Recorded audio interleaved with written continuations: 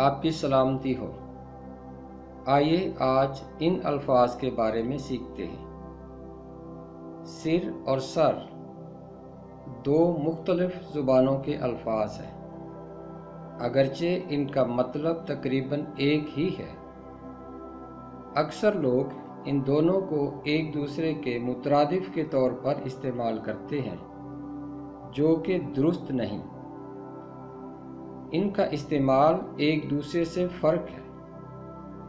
اچھا ہے کہ اس بات کا خیال رکھا جائے۔ سر ہندی زبان کا لفظ ہے اور یہ واحد کے طور پر استعمال ہوتا ہے۔ مثالیں: سر جھکا کر سجدہ کیا۔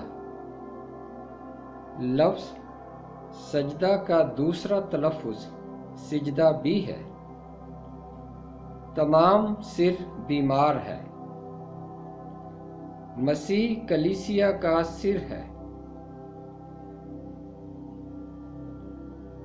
سر فارسی زبان کا لفظ ہے اور یہ عام طور پر فارسی مرکبات میں استعمال ہوتا ہے۔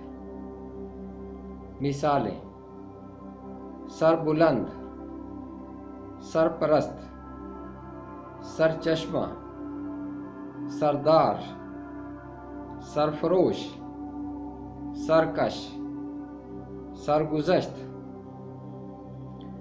سر عربی زبان کا لفظ ہے اور اس کا مطلب ہے بید، راز، پوشیدہ بات۔